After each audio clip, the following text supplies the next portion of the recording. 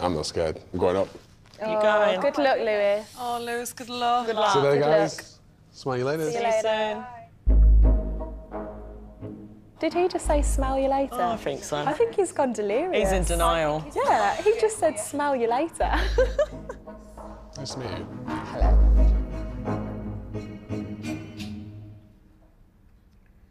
Just explain your business plan to me. I'm looking to take people between the age of 21 and 35 years old away for a week each summer to kind of revitalize the youth tour operator. So, what experience have you had as a tour operator? None. I've never been a tour operator in my life. So, we're starting a business, we're asking Lord Sugar for 250,000, but you have no experience whatsoever. Am I clear? That's not what I said. So I've never No, been a I tour said, operator. what experience have you been as a tour operator? No. And you said none. That's I've worked- fine, I don't need any I've more. worked in travel for many seasons. Yeah, I've done but doing 11 what? seasons in total. I've worked for different tour operators, so generally overseas as a rep, But looking after people. well, okay, so being a rep and being a tour operator are two completely different things. That's true, but I'm working Yeah. within a tour operator. I could so be a film critique. It doesn't make me an actress, does it? I've run resorts for travel companies. I've gone there, I've met suppliers, yeah, and I've but made this these is an deals. entirely different Well, process. it's not really. You don't need to say any more, Lewis, because my perception is what I have to relay to Lord Sugar. Is his investment safe, secure? I don't think it's a safe investment. I don't think that's Thank what you, I'm trying Lewis. to do. I agree, it's not a safe investment. Thank you very much for the interview.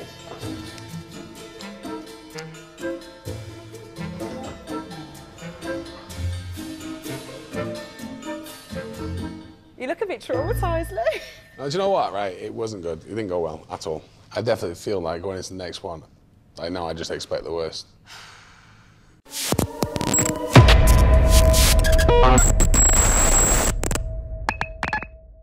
Thank you and welcome to episode 5. And this week, oh, how the tables have turned. Now, I believe the interviewer has become the interviewee. I'm sat with Linda Plant and we're going to be discussing her journey and how she's got to where she is today and what sort of mindset has helped her along the way and where she's going in the near future. So, hi, Linda. Hello, Lewis. Certainly is. It's a lot more pleasant today, isn't it, for you? It is. It's sun shining, the birds are singing. There's no like fear of dread inside me anymore. I guess I just want to. I always kind of start off with just saying, okay, tell us a bit about yourself. For someone, if someone doesn't know who you are or they haven't heard of you before, what do you do and kind of what are you all about? Okay, well, I guess that I'm probably most famous for being one of Lord Sugar's trusty advisors, and I interview the final 5 candidates on The Apprentice. So that's got me a bigger recognition. So that's what I'm most famous for. But my journey started a long time ago from very, very humble beginnings on a market stall. And interestingly enough, as Boris Johnson said yesterday, the first thing we're going back to is markets. So my journey started humble beginnings, a very young girl on a market stall.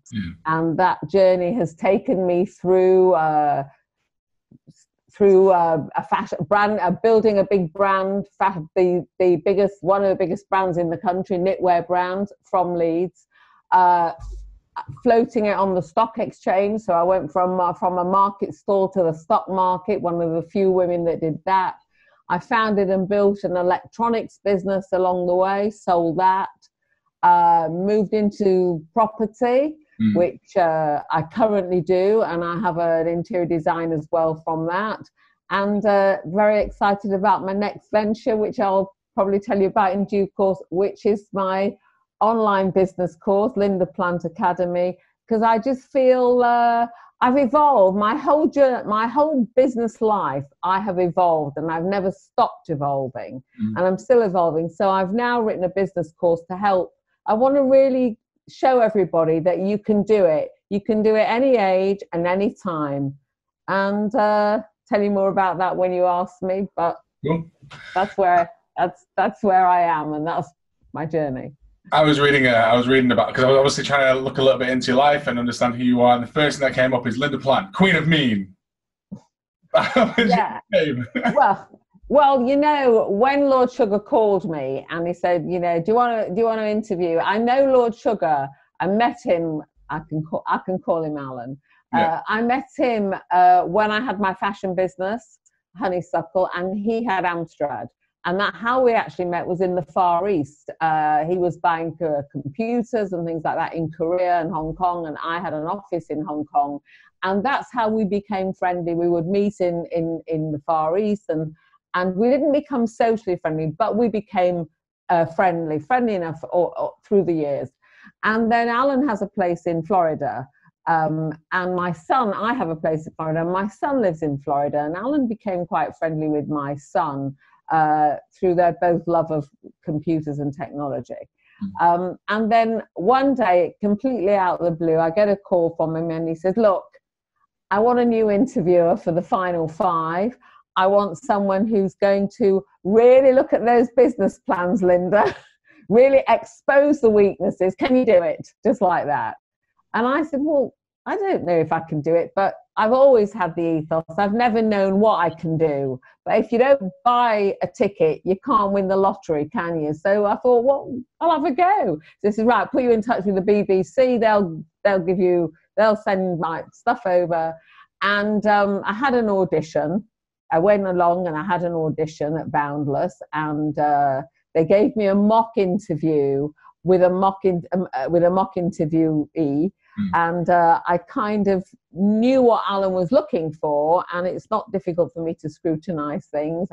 So anyway, at the end of the interview, I thought, well, I've probably done okay, because the woman said, would you like to meet the producer of the show? And then 3 weeks later, Alan called me and says, yeah, you're all right. You can come on the show. And that's what I did. And I guess from the first interview I did, and they really... I had a lot of press, and they said, who is this woman? She's the queen of mean. And Alan called me, and I said, well, I guess I've delivered the brief, and the rest is history. I've continued. The queen of mean, firm but fair. Yeah. How many seasons have you been in now? Done 5 seasons, so 5 years. We're 2015, so you used to been in this since season 10, is that right? Yeah. Yeah, I think it was. Yeah. You must be doing a good job then if they've kept you for 5 seasons of calories in the boardroom. I've had some pretty good press as well. Well, Claudine does her bit, which is, sort of mopping up when the more emotional side, and I do my bit, and it works. And I've really loved it, actually. I really just loved it. So my favourite memory, so Claudine, I knew she was going to try and make everyone cry, but I'm just not a crying person. And I remember I made her laugh so much. They didn't count that interview in my show when it showed me, but I made her laugh so much because she held a naked picture of me up, and I had my bum out because it was taken off on social media. She was like, "This would embarrass Lord Sugar," and I couldn't think of anything. I just went, "That's a good-looking bottom." Yeah, you were great off the cuff, the whole series, actually. I loved it when you did the, was it in Sweden where you had everyone jumping in a river? Oh, the Finland. The Finland one. Was it Finland? Thing. Yeah, that was cool. I loved it. But the only thing I thought was, well, yeah, you could have been in Mykonos. You could have been anywhere, because you just made a house party, actually. But that's all right. I think, it's obviously done a lot for your life, and it's changed your life. I definitely think it's opened doors and opened up a lot of opportunities. But again, it just sort of raises awareness. People sort of hear about who this person is, because otherwise, I mean, yourself in the background, you've been working hard for years, and you've just been grafting, and obviously only now are you in the public eye. People are like, who's this lady? Where's she come from? What's about? And then obviously that's an interesting sort of path. I'd like to take it back. So I want to hear more about this market stall. So your first roles were working in the markets. Well, my as I said to you, my father was a tailor, and my mother was a secretary, and we had a lodger, because we were really, when I say poor, we were poor. Right. And we got the opportunity to get a market stall in Dewsbury Market. Most people don't know where Dewsbury is, so I have to say Leeds, because where's Dewsbury? But it's actually Dewsbury. And we sold stockings, ladies' hosiery. Yeah. And I used to go, I was at school, so I could only go on a Saturday. The store was open 2 days a week, Wednesday and Saturday, but I could go only go on a Saturday. And I used to go, and I used to love it. It was like the best thing ever. And I used to love it. And we were next to a jewelry store, and we got an opportunity to have a stall in Sheffield Market. Now, I'm going back a long way.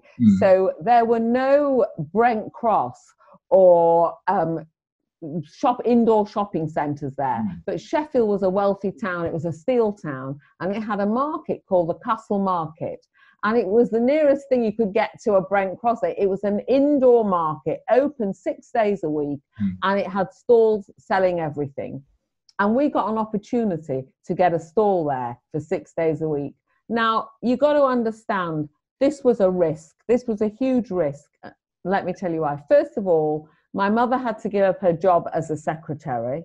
We also had to give up Dewsbury Market, and we had to take a stall in a market 6 days a week, and we had to borrow money because we had to buy some stock. Because we knew that a decent sized stall, you couldn't just sell nylons, you wouldn't make enough. So we decided, so we had to actually add 2 other items to make it look more. So my mother was a ditherer, but my father was a more go-ahead man. And I, even at that young age, for me, there was no question. Well, we've got to do it. We've got to do it. Mum, you've got to leave the secretary. My father could keep his job. My grandfather, who was not a rich man, lent us the money, and we opened the stall. We went, in those days, there were wholesalers where you could just go and buy stock and everything else. And we went to Manchester and we bought handbags and jewellery. And because I'd seen in Dewsbury Market, handbags and jewellery, people were buying them. And we opened the stall, and, well, it was amazing. And then we opened. What year was this? Let me take you back. It must have been in about 1970. Oh no, I must have been about 14. So it must have been at the late 60s. Yeah, the late 60s. So I mean, obviously, in the 60s, it's a big risk. If someone's got your mum's got a good job, and I'm guessing that your dad's like all for it. I mean, would you say that he was a risk taker? And well, I always like to get opportunity along with risk. I like to put the 2 words together. I never saw it as a risk. I saw it as an opportunity.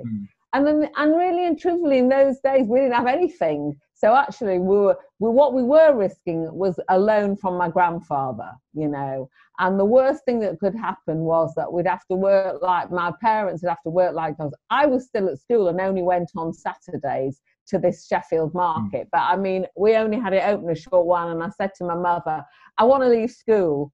I want to work. In those days, my mother didn't say to me, what, you need to go on with the further education. She said, okay, leave. So it was, of course, it was a risk, but was it a risk or was it an opportunity?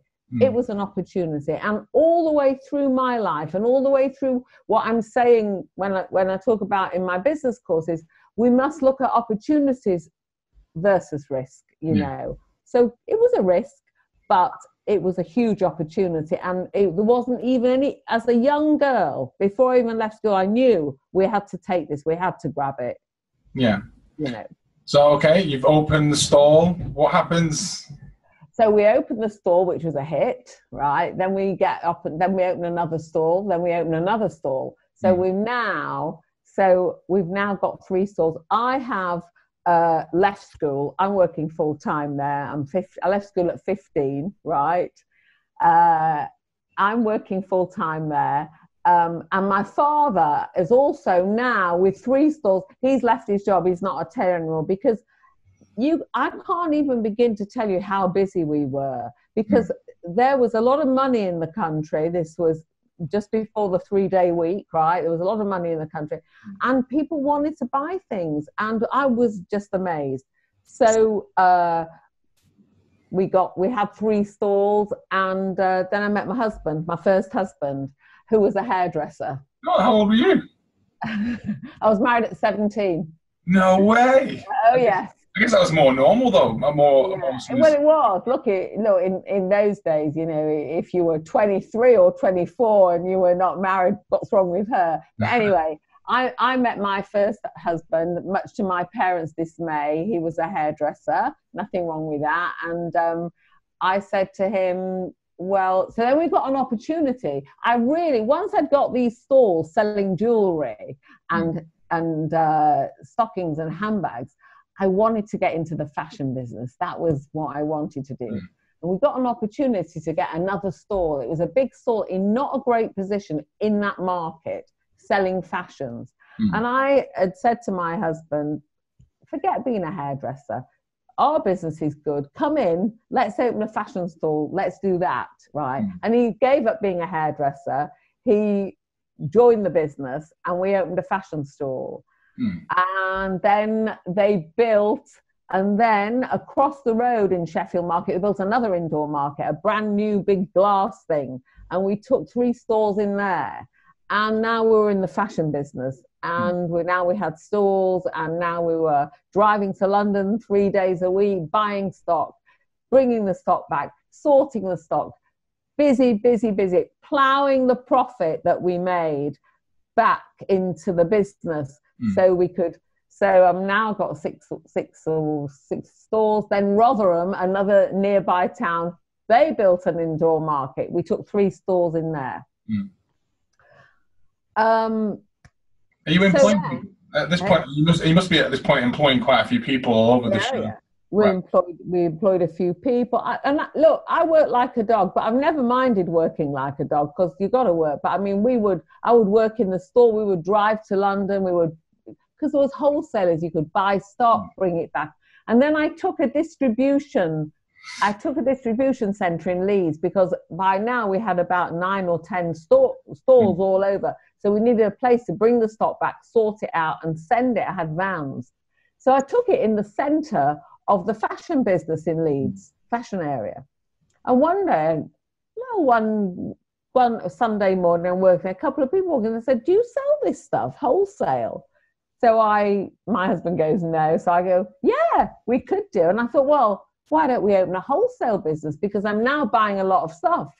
So buy a bit more, so quickly made the showroom that was for distribution into a wholesale business, called it Trendsetters, took the distribution to somewhere cheap, further away, and opened a wholesale. So I now had 13 market stores, Doncaster, Sheffield, Bradford, and a busy wholesale business because I was busy. Because I've got a very good eye for fashion, very good eye for winners in what sells. So we've now got a big wholesale business. And I suppose if you want to know there were maybe a couple of turning points in my life, but the turning point in my life, the big turning point was I was running to London. I was buying 2,000 of a style to service my wholesale and to service my shops. Had a friend who was a Chinese guy, and he said, Linda, have you thought about making a trip to Hong Kong? He said, because I've got a very good friend there. He's an agent. Because in those days, you needed quota. He said, and he was the main agent for a mail order catalogue called Freeman's. I don't know if it's still around, maybe it is. But he said, Freeman's are opening their own office, and he's looking for a client. He's looking for something. He says, why don't you go to Hong Kong and see what's cooking there? You know, and I thought, well, what have I got to lose? Only a plane ticket. So off I went to Hong Kong, and I met this guy. So in my mind, I'm knowing that I'm buying knitwear because I love knitwear. That is my main passion. But I'm thinking, nobody does the knitwear that I would like to do. Why can't we do pretty knitwear and fancy stuff and it, you know, at mass market prices, at commercial, you know? Anyway, I meet this guy, and he's an agent, and he's got quotas, and he takes me around to a load of factories. To make a long story short, and I see all these great designs. I'm thinking, wow, I could sell that. It's made for America, but if I just alter this or I just alter that. And by the end of 2 weeks in Hong Kong, I'd built a great range. And I thought, right, well, I'll buy 2,500 of the style, because that's not a worry. I can service my wholesale, I can service my shops. And I thought, do you know, I think I should make this a brand. Maybe let me start a brand, right? I'll give it a name. And I think I better give it a name that's feminine, because everything I did, you know, you've got to have I always believe in a USP, unique selling point, or something that identifies you. So my USP was fancy, pretty sweaters, pretty knitwear, pretty t-shirts. So I called it Honeysuckle because it was a flowery name. Took the samples back. And that was a changing point in my life, because I realized very quickly when I hung everything up that was going to be everyone, when's that coming in? When's that coming in? Before I'd brought a piece in, I'd oversold everything. And how old were you at that point? So I must have been about, let me see, was I 20? Maybe 20, right? Space about 3 or 4 years of pulling maybe 20, 21. All right, so imagine that someone wants to start a fashion business and they're looking at you, they're going, how did she know what to do with any of that? Like, how did you know these things? Like, how did you know what to look for in China? How did you... Well, look, you can't, I can teach I can teach people a lot of things, and you can teach people a lot of things, but you can't intrinsically, you know, if someone's a hairdresser, if you've got a great flair for hairdressing, you can learn hairdressing, but a better hairdresser have a flair. So the point is, I can give you all the tools. So I can't say to someone why it's a winner. I can show you 6 sweaters still today. I know what winners are. But the point is the concept. The concept of what I did was right. And having a USP, I can't tell you why I know it's a winner, why I know it's commercial. That may be just the secret of the success. But a lot of people have that in all different forms, and you've got to be able to bring that out in someone. And, you know, all the ducks are in a row. So for me, I wasn't afraid of an opportunity. I wasn't afraid to have a go. I was confident in myself. I didn't really think, oh my God, I've been born with a talent for knitwear. I didn't. But I grew into it. But what I knew was I had a burning desire and a burning ambition to succeed. And I wasn't afraid. I'd say you were also operating on passion there, because you wanted to get into fashion, and that was something you wanted to be a part of. And then because you're enjoying it so much, you're working your backside off, but I bet it didn't feel like work. No, but I think that's true today. I've always operated on passion. I've always operated on drive, on motivation. Just like you're doing what you're doing today. Look, any business, if you're motivated and you're driven and you've got some passion, you're a long way along the road to succeed. Because if you're half, no, you've got to. And if you fail, you fail. Try again, you know. Not everything's, but if you haven't got those ingredients, you'll never bake a successful cake. And that doesn't matter whether it's fashion, whether it's being a tour operator, whether it's whatever it is. You've got to have it. I like your little sayings, like you don't get a ticket, you don't win a lottery. True. Okay, so 20, 21 years old, you've just had this epiphany. You've seen the showroom full, you've sold out of all the stock. So what's next? Another saying, great things never come from comfort zones.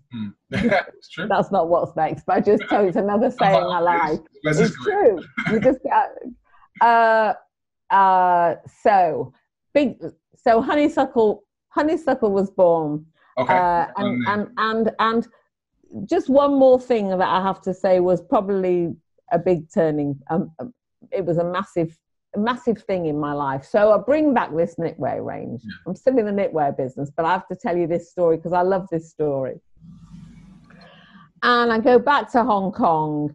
And it's the winter season now, and the Chinese agent, he says, we've got to go to Korea, because he said Korea is where they're making knitwear and where they've got the quotas, because in those days there was quotas and all kinds of things which there aren't today. So I'd never been to Korea. I said, where Korea? Okay, I'm game. I'm a game woman anyway. So all right, let's go to Korea. I didn't know there was one hotel there, and curfew, everybody's off the streets at 8:30 at night. All right. And yeah, because it just come out the Korean War and etc. Anyway, I go to Korea, and my first sweaters, the first sweaters I bought, just to give you some idea, the first plain basic sweaters I bought were $14 a dozen. Wow. Anyway, let me move on to the story. I visit some factories and I walk into one factory, and I always say it's the turning point in my life because it's the most memorable thing, and I see the most amazing range of sweaters that I had probably ever seen. It would be my dream come true. They had velvet ribbons, they had diamantes, they had embroideries. They were just amazing. If I saw them today, I'd love them. And I'll tell you, if I had them today, I'd sell them. Anyway, I said to the factory owner, I want these sweaters. Where are these sweaters? I want to modify them. He says, no, you can't have these sweaters. I said, what do you mean I can't have these sweaters? He says, no, these sweaters are for a Korean-American designer called Maria Kim. She's from New York, and they're for her. So, and they are her. I said, so let me meet her. He said, you can't meet her. I said, well, how am I going to get these? No, you can't get them. And I am not a woman that takes no for an answer easily, right? I never take no until. So I said, well, he said, her husband, Namho's here. So let me say that Korea in those days, women were second-class citizens. The best compliment I ever got was, Linda, you are like man, right? So I said, well, let me meet her husband, Namho Kim. He said, no, you can't meet. I said, come on, let me meet him. And luckily, he was staying in the hotel I was staying in, which there was only one to stay in. Anyway, after driving the guy mad, he said, okay, Namho Kim will give you 30 minutes tomorrow morning at breakfast. So I thought, wow, 30 minutes. I've got to plan this carefully because I got to remember that I'm second-class citizen. I'm going to ask him for something. I've got a business. I can't make out that I can deliver dinner at breakfast. I got to be, so I thought, what's my best policy? Right, I'm going to be honest. I've got 30 minutes to convince this guy to give me the rights to these sweaters. So I meet him and I was very honest and I said, look, I haven't got a big business. I've got a good business. I've got shops. I've got a wholesale business and I'm just starting to build a brand. I'm right at the beginning. I want these sweaters. I think I can sell them. Do a deal with me. And we did a deal and it was a ratchet deal. So he started off, I can't quite remember the percentage. He said, okay. I persuaded him. I said, look, you're not selling in England or Europe. I thought I'll throw Europe in as well. I wasn't selling in Europe. I thought I may as well throw it in. So he started, he says, I want X percentage royalties. So I said, okay. I thought, I'm not going to argue. I said, okay, I'll give you X percentage if I buy this amount of sweaters. But if I buy that amount of sweaters, it's got to go down. And if I buy that amount of sweaters, it's got to... Anyway, I got him down, I think, from 12% to 4%.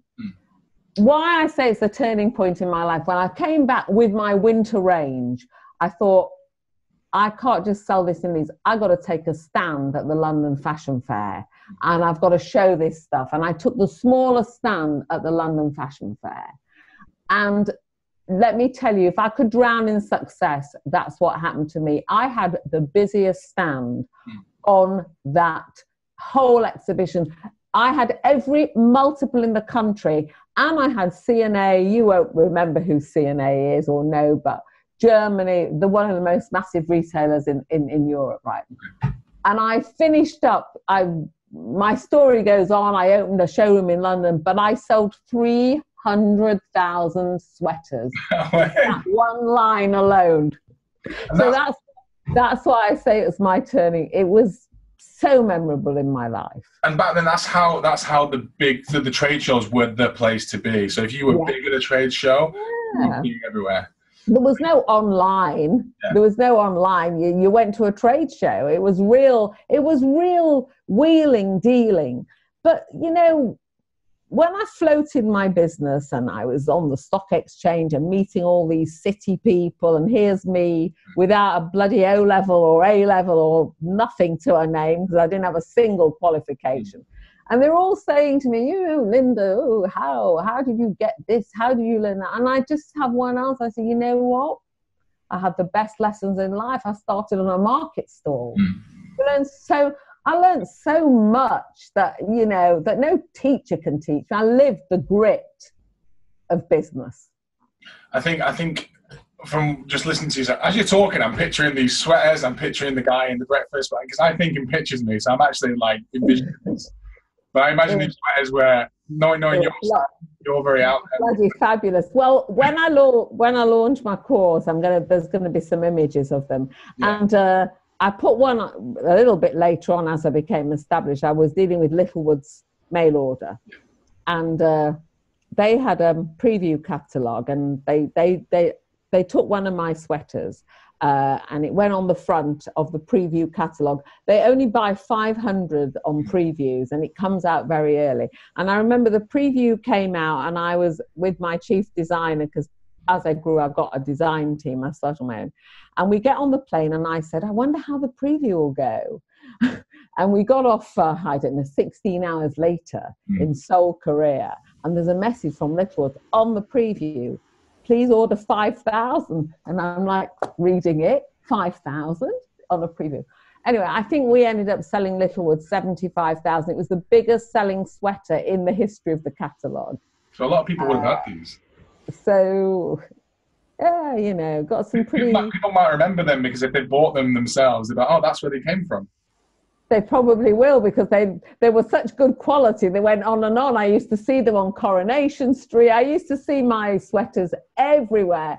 And why not? Because I brought in millions. I got an award from the Korean government for importing so many sweaters, which was quite interesting because my husband only used to come out to the Far East once a year for Chinese New Year, because I would be working then. And he came to Korea at the awards ceremony, and he went up and got the award. They said, let him get the award. He is man. Yeah, of course. So, okay. So this is Honeysuckle. Honeysuckle's been floated on the exchange. Yeah. Right. So at what point have you come out of that brand and moved into something else? Well, so Honeysuckle, first of all, got sold. I got a call about, I don't know, 3 or 4 or 5 years into Honeysuckle, got a call from a public company saying, do you want to sell your business? And I sold it. Sold it all the shops. 18 months later, the public company I sold to got into trouble. They had an insurance company. I got it back. And went on, floated it. I also, I don't know if you know this, but I also co-founded and built an electronics business along the way. Yeah, I read about that, which I thought was a bit random, because it's a bit of a pivot. It wasn't random. It sounds random, but it wasn't actually random, because I would say it's a variation of a theme. It was, and there's a lot about all of this in my course, because I write a lot of stories about my life. But along came a guy, and he said, look, I buy TVs and microwaves from the Far East. So trading's trading. He said, and I really think I could have a great business, because I've got some really good connections with retailers, major retailers like Comet stores. He said, and I think I could do a tie-up. He said, I haven't had the guidance, I haven't had the expertise, and I haven't had the funding behind me. And I had a couple of meetings with him. I thought, I fancy this. I don't know that much about televisions and microwaves, but I know about business.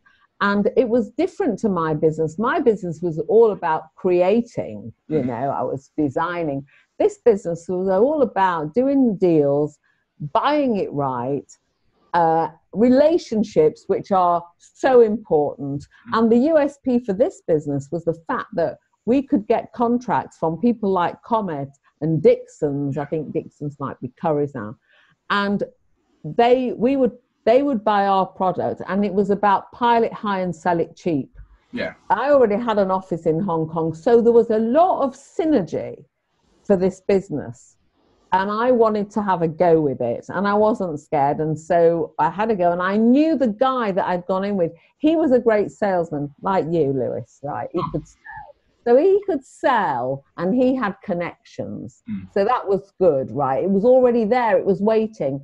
I had the benefit of having already my team. I had accountants and I had import clerks and all of that you need for an importing business. And I had a big building in Leeds. I gave him an office because I'm a person that likes meetings. Yeah. I like to know what's going on. So anyway, it wasn't as random as you think. We started together. He'd never made a penny. Year one, we made 250 grand. Year two, 600 grand. And year three, we made 1.2 million. And someone phoned us up and said, "You want to sell your business?"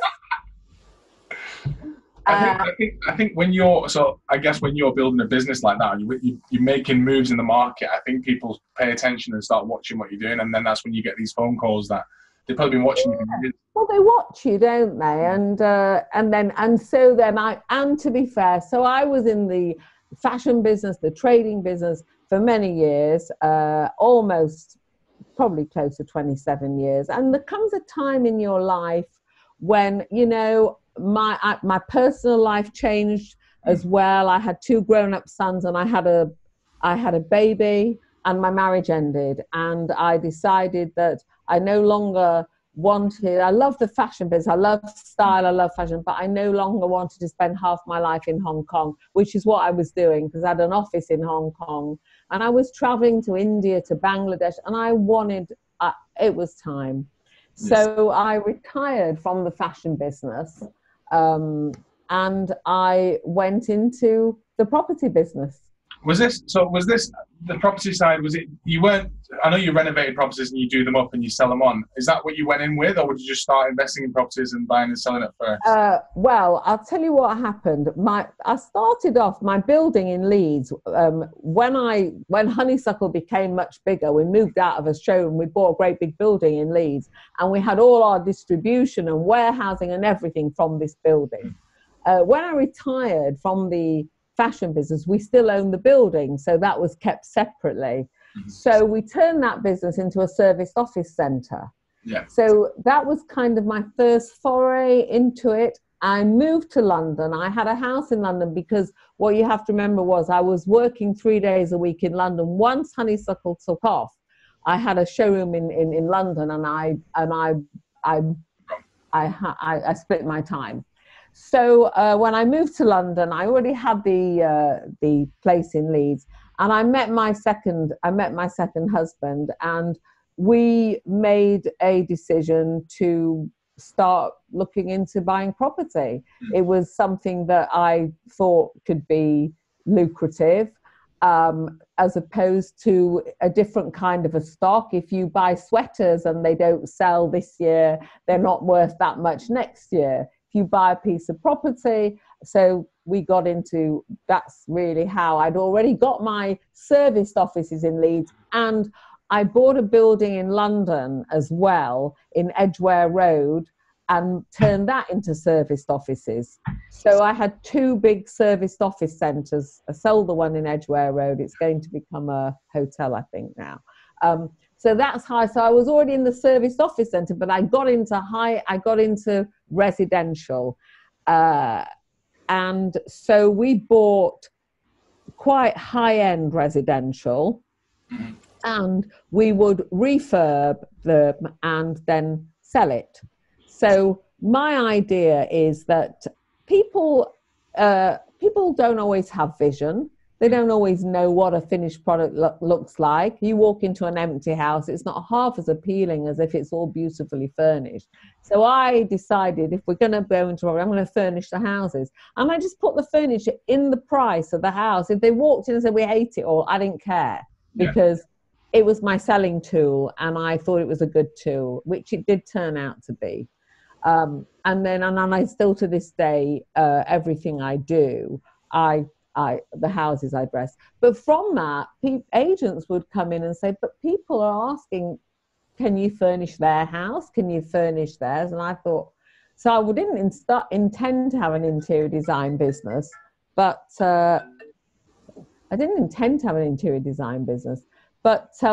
I thought, well, why not? Because I've got the team in place, as I had a team. But I decided, as I say through any business, who's your target market? What's your USP? Because you can't be all things to all people and be successful. So I thought, right, Central London was my main area for purchasing the property. So I thought, right, I'm going to focus on what I call cash-rich, time-poor people. A lot of people from abroad come to London and they buy a house and they haven't got the time to deal with the refurbing, they just want a turnkey. So I thought, that's going to be my USP. That's going to be my niche. You can come to me and I will do every single thing. I will do everything. And all you'll have to do is bring your suitcases and move into your house if you want to. And that was how I sold myself. That's how I sold through the agents. Don't bring me someone who wants their living room or bedroom furnishing. No. Anyone who buys a property from you, because the agents became my agents, right? Yeah. Anyone who buys a property from you, this is me. I'm the one-stop shop. That's what I'll do. I'm geared up for it. I've got the team. I only had to, because there's always economies of scale. I only had to add a bit more on the overhead, and I had the business. And I made the agents, my agents, I said, you bring me a client and then you get commission on the deal. It's good for them because obviously they're selling properties anyway, so. Correct. So they may as well earn the extra money, all everyone earns. I see so many parallels between, I've read Lord Sugar's book when I was younger and I read it again not long before the show, and I just, so many parallels. You not think, because between you both went market trading, you both went into sort of fashion and buying goods, you both then went into electronics and pile them high, sell them cheap, you both then went into property. Yeah, well, of course, Alan started selling, I think, aerials. Alan also from Lord Sugar, better call him Lord Sugar, it's not respectful. From Hackney, lived in a council flat, I think, in Hackney, and he sold aerials from the back of a van. It's the same kind of grit of business, that trading ethos that we grew up with. And I think part of the reason why Lord Sugar chose maybe someone like me to advise him, or is because we've gone on the same journey together. So let's say some geek wouldn't be terrible advising him about who's going to be the right partner for him, because they're not on his wavelength. So I reckon part of that is he needs people on his wavelength. But yeah, we've had a similar journey. I think it's that stuff. I call it, I say northern grit. Obviously he's not, you're northern, but I call it northern grit, hustle, the sort of vibe you get when I walk into Manchester and I see people grafting away in the background and working hard, and they'll attend networking events and they'll go to the next, and you sort of get chatting to them. It's just sort of like, it's the hustle, it's the grind, it's the not giving up, it's the not conforming, not just feeling like a number and wanting to be different, but for a different reason. That's what I view it as. And you can apply that. And listen, I've been a trader, and I say that everything I've done, whether it's been property, whether it's been TVs, whether it's trading. But most businesses boil down to trading, And the truth is, you can't be afraid of work. And still today, I find, and thank God, I'm not one of these people that thinks, oh, I'm this age now, so I think I'll go play, I don't know, bridge and golf, which I'd be hopeless at both. I'm not. I love business. I'm motivated, I'm passionate, and I love entrepreneurship. And that's why now I want to help other people. Yeah. All right, so where are we at now? So we're at properties, we're dressing them up. What age are we here? You've retired already, haven't you? So it's not long ago. I'm getting on up there now. Age, by the way, I promise. I'm getting on up there now. I mean, you just met my young son. He's 30. Yeah. So I'm getting on up there. Is it the last thing? Is that the last thing you were doing then? Is that property? Well, I'm still doing it. Yes, I've done it. I've been doing it for a long time. I'm still doing it, and the service offices, service flats now. Yeah, I'm still doing property now, so that is current. That's my current, and I make furniture to go into the houses. So I'm still doing property, and when I buy the property, if I'm buying flats and things, sometimes I just do a show flat. I don't furnish them all, but I always furnish a show flat. So I've still got the interior design arm, but now I'm doing my next venture. So that's it. We caught up. We've gone from beginning to middle. So now, tell us. I want to know all about the business course, and I want to know what you're going to be doing next. Okay, so my online business course, the Linda Plant Academy, which is almost completed now. So I've written a business course, but like everything else, I thought, look, my business is, I want to have a USP. I don't want words on a page, loads of complicated graphs and jargon and things that people can't follow. So I've written what I call a true grit business course. And I think it's basically for anybody who, you know, as anyone who, if you've got a dream and you want to turn it into reality, if you've got a business idea and you don't know where to start, or you've got a business and you want some help, you know, I've written a course with which I think covers the A to Z of business. It's easy, it's simple, it's the true grit of business. And in every chapter, so for instance, if I'm talking about the team building chapter, if I'm talking, I'm not only am I saying what I think you should do, but I'm giving you my stories of how I use team building and how it helped me. And of course, it's a kind of, I'm living the course in a way, because I'm saying, have you got an idea and you want to turn it into a business? Well, that's exactly what I did. I had an idea for a business course. And yes, I'm turning it into a business, but it's more than that, because it doesn't end with buy this course. Because I will offer as add-ons, I will critique business plans, and if people buy the course and they say, look, I've got an idea, I'll take their questions about the idea. So I want to, it is a business, but it's more than that. It's personal to people. And I think these are times, look, we're living in unprecedented times. People will find themselves, maybe they'll find themselves out of a job and they'll have to think about a new idea. I just lost my job.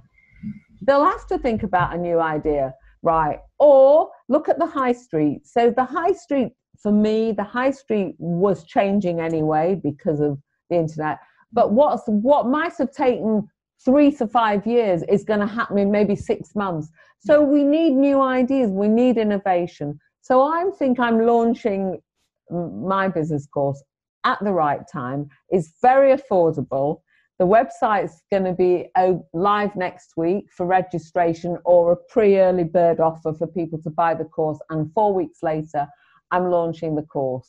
So this episode will come out roughly around the time that it's just launched, so people should be able to see the information. Yeah. And I think, look, you know, yes, it's a business in a way, but I really feel that I want to really, you know, my granddaughter, I've given quite a few talks. Since The Apprentice, I give talks. And again, I thought, can I give a talk? I don't know what the hell to talk about. And then I just talk like I'm talking to you about my life and entrepreneurship. And it doesn't matter what you're doing. The same principles apply. They really do. And that's what I've tried to do in my course, give you all the tools that you need. And I even have got a chapter on, you know, how to get an idea, because not everyone's got an idea, but there's also ways to get an idea. What's inspired you to put it all together? What's the rationale? Well, I think having a long journey in business, having a varied journey in business, being a girl that started on a market stall with nothing and went on the London Stock Exchange, went into property, went into electronics. Now I'm doing an online business. The last thing I know about is online, but I'm having a go. So what's inspired me is it's to tell people, have a go, because what have you got to lose, you know? You've got everything to gain. And yes, there are risks in life, and I do write about your calculated risk, but you've got to take opportunities. And if you've got the motivation and if you've got the drive, you know, you can do it. Everybody can do it. It doesn't matter if you haven't been to a university. I'm living proof of that, you know. So I think, if you've been on a market stall, you can, you know, and you've started your life poor, it doesn't matter. You can just do it. Have a go. I think those are the sort of the values that I try and live. But I've reached out to a lot of people in the past. I've read a lot of books, and I just have this belief that if I keep going, it's going to happen. And I think it's hard to envision it for yourself, but like you've got to a point now where you've looked back and gone, wow, we came far. So I honestly believe it's your responsibility, and it's anyone's responsibility at that level to reach back and help the next guys and share with them your experiences, because it inspires. That's what I wanted to do, and I didn't just want to write a load of words on a page and then they buy the course and that's it. So there's options to actually, if they've got an idea, they can ask me questions about it, because I really want to help, and I'm hoping to modify it and maybe get it into colleges to help sixth formers and people like that in a modified version. And also, if you've got a business plan, if I'd have critiqued your business plan on The Apprentice, but people need help, you know. So I think just going through it myself, having to write a business plan like with no idea what you're doing, and there's the support online is like there's nothing. Like I had to pay a guy over to help me do the figures and stuff. Like, it is difficult. It's very confusing. And that's enough to put you off before you even start. Listen, I am not demeaning it. It's very, very hard. But the truth is, that's why my course is such plain English. I give you the tricks of what to include in a business plan. And I give you a template of P&L. And I tell you, because time and time again, apply common sense. If you're going to show that your business, or you've got a current business and it's making, I don't know, 5 grand, 10 grand, 20 grand this year, don't tell me that next year it's going to make $1 million. Yeah. It's not real. Dream $1 million, dream it. You know, so I give you all the things that help you to actually, because as you say, you know, look, my target market of The Apprentice is probably 18 to 40 is probably the target market, although my course is for anybody. But what I'm saying is not everybody has an idea and they need help. They don't know how to write a business plan. Let me tell you something. The first time I've written a business plan in my life was for the Linda Plant Academy. I've never written a business plan because I never had to. Yeah. But today you have to. I wrote my own business plan. I thought, right, this is bloody difficult. I find it interesting. I'm sure I'm going to obviously find out more about this when it comes out and read into it and things. And I'm sure a lot of people are going to be interested to find out more. I always, I guess I've only got one last question, and I always end it on the same note, which is if you could, by the way, I'm thinking what I might do is I might collect all these quotes over the next 2 years and see how many relate to it. And I'll just use all these quotes and make a book of advice for people like kids and give it to them for free. But I always ask the same question. If you can go back to yourself and talk to yourself whilst you're 15 years old, what advice would you give yourself about your future? I would say that look at every opportunity that comes your way, right? Look, don't think so much about the risk. Take the opportunity and have a go, and don't be afraid. Don't be afraid to fail. Just have a go, right? Because if you've got no motivation, you've got no drive, there's no point with your question. But if you've got some motivation, some drive, and you ain't got any money, but you've got that, have a go and just really apply yourself. Things that you love, obviously, things that you love that you can be better at, but buy a ticket because you might win the lottery.